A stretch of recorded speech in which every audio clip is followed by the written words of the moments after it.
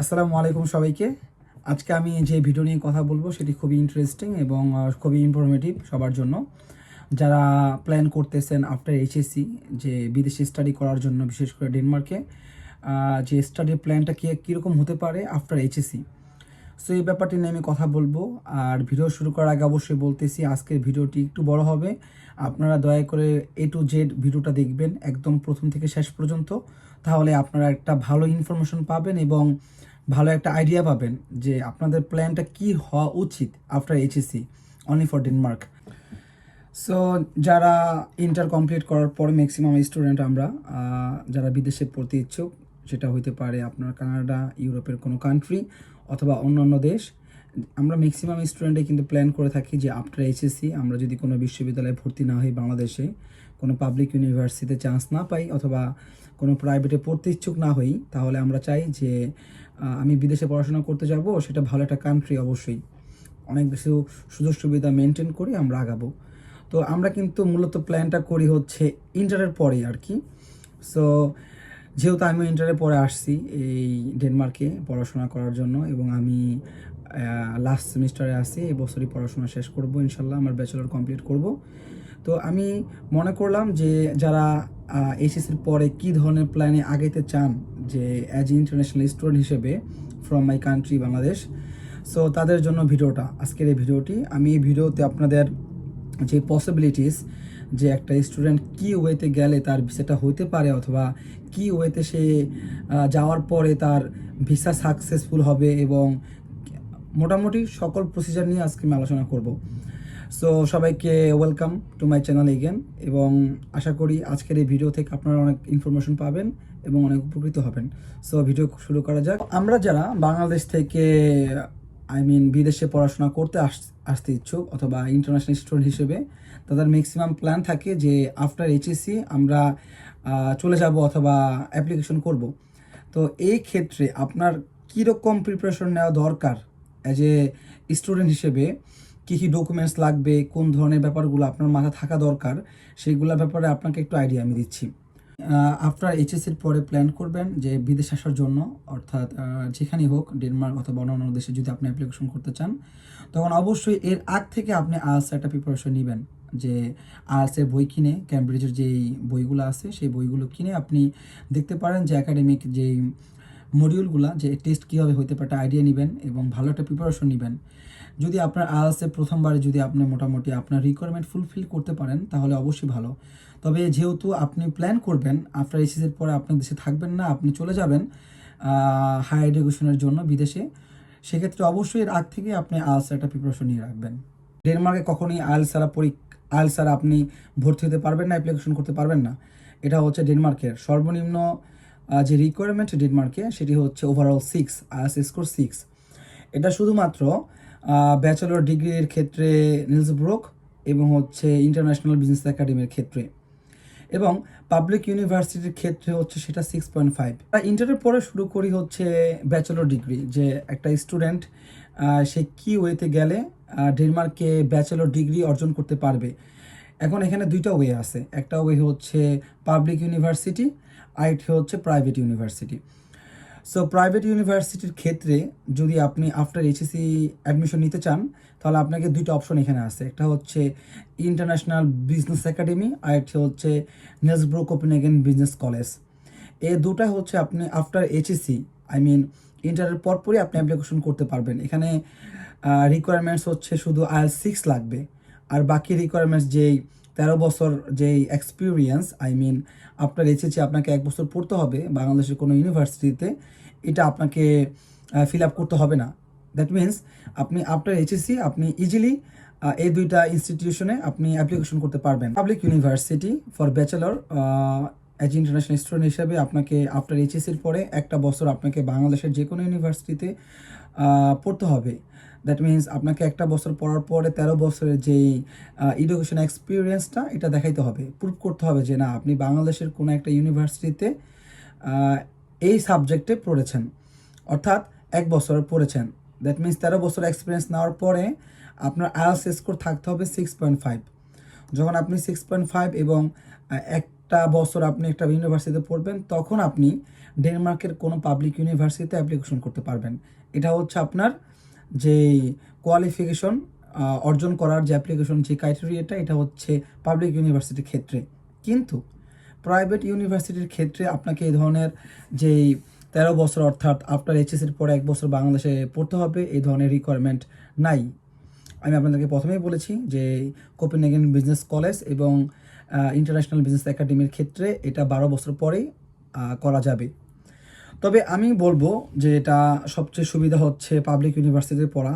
দেখুন, আমাদের বাংলাদেশেই আমাদের যে পাবলিক ইউনিভার্সিটির যে ডিমান্ড, যে আমরা সবাই পাবলিক ইউনিভার্সিটিতে পড়তে চাই। কেন পড়তে চাই? কারণ এখানে সুযোগ সুবিধা খুব বেশি, আমাদের টিউশন ফি নাই এবং আমাদের সুযোগ সুবিধা অনেক বেশি, জব অপরচুনিটিস বেশি। ঠিক তেমনি আপনি কোনো দেশে যাওয়ার পরে সেখানে পাবলিক ভার্সিটিতে পড়লে আপনার এই ধরনের অপরচুনিটি আসবে। যদি আমি কম্পেয়ার করি পাবলিক ইউনিভার্সিটি এবং প্রাইভেট ইউনিভার্সিটি, এখানে হিউজ একটা ডিফারেন্স আছে টিউশন ফিসের ক্ষেত্রে। পাবলিক ইউনিভার্সিটিতে টিউশন ফি হচ্ছে তুলনামূলকভাবে কম এবং প্রাইভেট ইউনিভার্সিটিতে টিউশন ফি হচ্ছে একটু বেশি।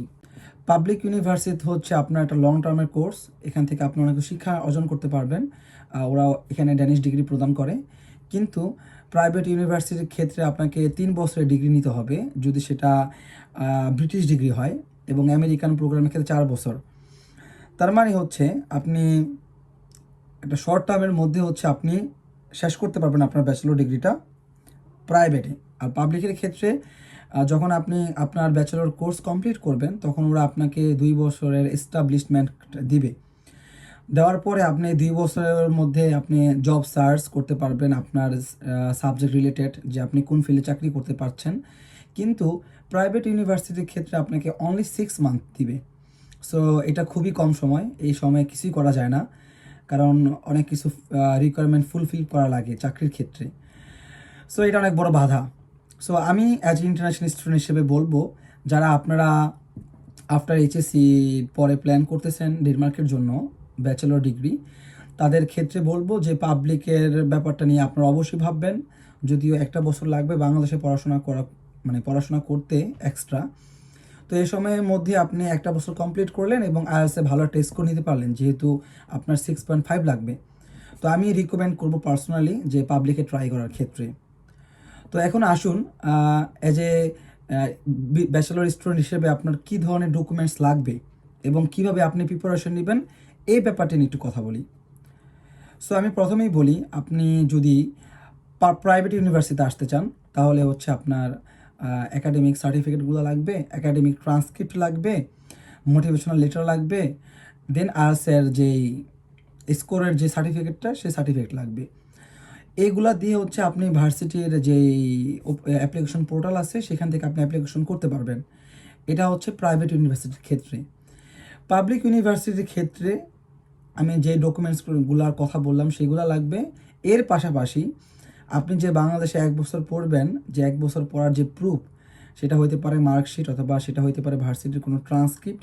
যেভাবে হোক আপনাকে প্রমাণ করতে হবে যে আপনি বাংলাদেশের 1 বছর একটা ইনস্টিটিউশনে পড়ছেন। সো এটা আপনাকে প্রুভ করার জন্য সেই মার্কশিট অথবা ট্রান্সক্রিপ্ট আপনি নেবেন। এটা হচ্ছে ডকুমেন্টসগুলো। এবং আপনি যখন অ্যাপ্লিকেশন করবেন, ডেফিনেটলি আপনি প্রোগ্রাম চুজ করবেন যে আপনি কোন প্রোগ্রামে পড়তে ইচ্ছুক এবং আপনি কোন প্রোগ্রামে আপনার জন্য টিউশন ফিটা এবং আপনার যে ব্যাকগ্রাউন্ড, সেই ব্যাকগ্রাউন্ডের সাথে কতটা সামঞ্জস্যপূর্ণ, এটা মাথায় রেখে আপনি হচ্ছে অ্যাপ্লিকেশন করবেন। অবশ্যই যদি আপনার কোনো সমস্যা থাকে, ডেফিনেটলি আপনি ভার্সিটির যেই হেল্পলাইন আছে ওদের ইমেল করতে পারেন। আপনার ধরেন অনেকে কন্ডিশনাল অফার লেটার নিয়ে আসে, যেমন আপনি সব কিছু কমপ্লিট করছেন, বাট আপনার আইএলটিএস পরীক্ষা দিবেন, বাট এর আগেই আপনার ডেডলাইন শেষ হয়ে যাবে। তো অনেকে কি করে, আপনি সব কিছুতে অ্যাপ্লিকেশন করার পরে বলে যে আমি কন্ডিশনে অ্যাপ্লিকেশন করতে চাই, আমি আমার আইএলটিএসের যেই ডকুমেন্টটা আমি এটা আপনাকে পরীক্ষা দেওয়ার পরে সাবমিট করব। তো এটাও করা যায়। এক্ষেত্রে আপনি ভার্সিটির সাথে একটু কন্ট্যাক্ট করে নেবেন, কারণ ভার্সিটির সাথে কন্ট্যাক্ট করলে ওরা আপনাকে সম্পূর্ণ প্রসেসটা ইজিলি বলবে। এখন আসুন ডেডলাইনের ব্যাপারে, যে কয়টা ইনটেক ডেনমার্কে 2টি ইনটেক। একটি ইনটেক হচ্ছে আপনার জানুয়ারি ফেব্রুয়ারি ইনটেক, আরেকটা হচ্ছে সেপ্টেম্বর ইনটেক। এই 2টা ইনটেকে স্টুডেন্ট আসে।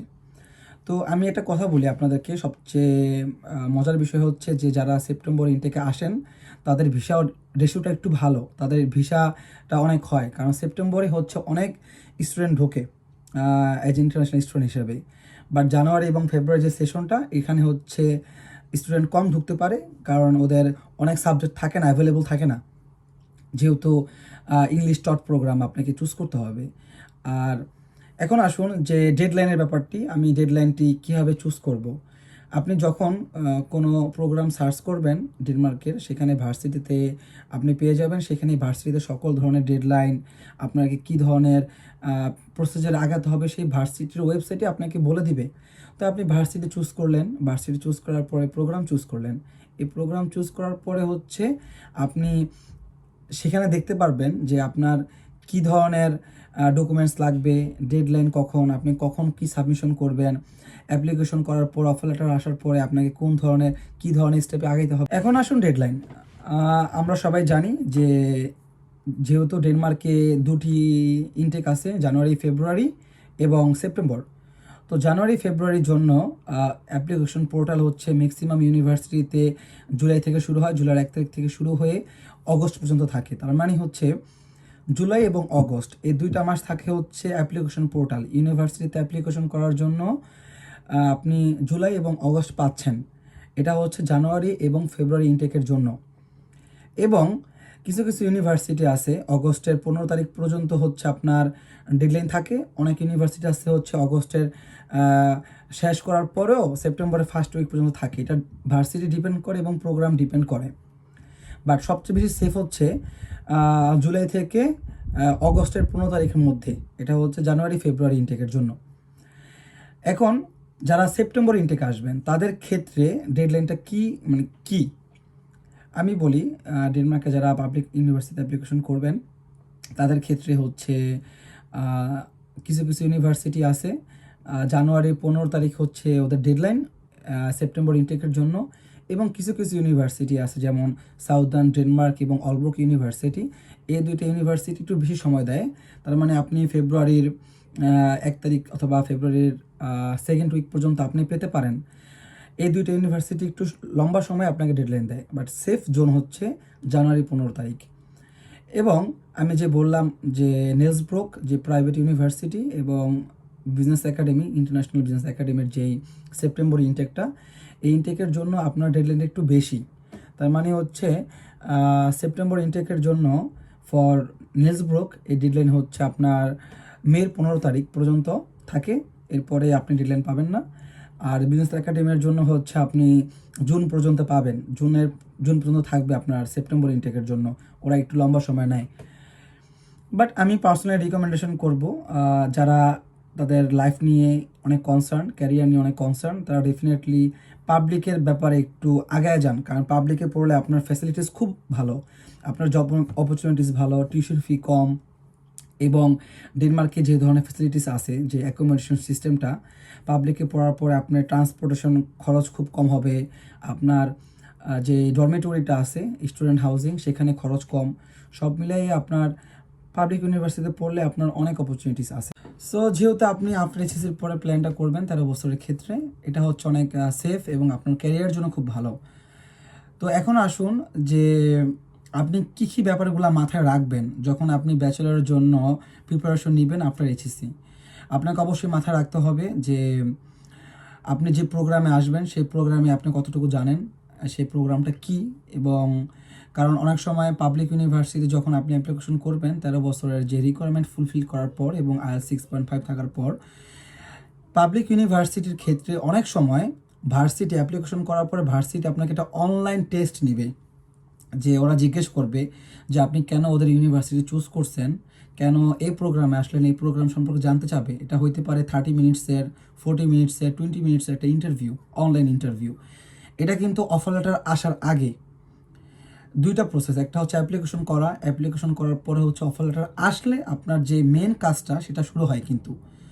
তবে পাবলিক ইউনিভার্সিটির ক্ষেত্রে যখন আপনি অ্যাপ্লিকেশন করবেন ওরা আপনাকে ডিপেন্ড করে, অনেক সময় এটা হয় না, অনেক সময় এটা হয়। তারপর আমি বলি যে ওরা অ্যাপ্লিকেশন করার পর যখন অ্যাপ্লিকেশনটা ওরা রিসিভ করে তখন অফার লেটার দেওয়ার আগে ওরা চিন্তা করে যে না আমার এই স্টুডেন্টের কাছে একটু ডাউট মনে হচ্ছে এই প্রোগ্রামটা নিয়ে, তো আমি একটু জিজ্ঞেস করি যে এই প্রোগ্রাম সম্পর্কে কী জানে, এই ভার্সিটি কেন চুজ করলো। তো এখানে একটা অনলাইন টেস্ট নিতে পারে। টেস্ট নেওয়ার পরে যদি মনে করে যে আপনি এটার যোগ্য, তখন ওরা আপনাকে অফার লেটার দিবে। আর পাবলিক ইউনিভার্সিটি থেকে যখন আপনি অফার লেটার পাবেন, তার মানে হচ্ছে ভিসার 80% হয়ে যাবে। কারণ ডেনমার্কে পাবলিক ইউনিভার্সিটি থেকে যখন অফার লেটার দেয় তখন ভিসা মোটামুটি 80% হয়ে যায়, কারণ ওরা রিজেকশন খুব কম করে যদি আপনার কোনো সমস্যা না থাকে। আর অনেক ক্ষেত্রে হয় না ইন্টারভিউ, লাকিলি অনেকে ইন্টারভিউ কল করে না। অফার লেটার পাওয়ার পরে অ্যাম্বাসির যে ফাইল সাবমিশনটা, সিরিতে যে অ্যাপ্লিকেশনটা, এটা করার পরে হচ্ছে ওরা আপনাকে ভিসাটা দিয়ে দেবে। তবে পাবলিকের ক্ষেত্রে ভিসা রেশিওটা খুবই ভালো এবং মোটামুটি অনেকে ভিসা হচ্ছে।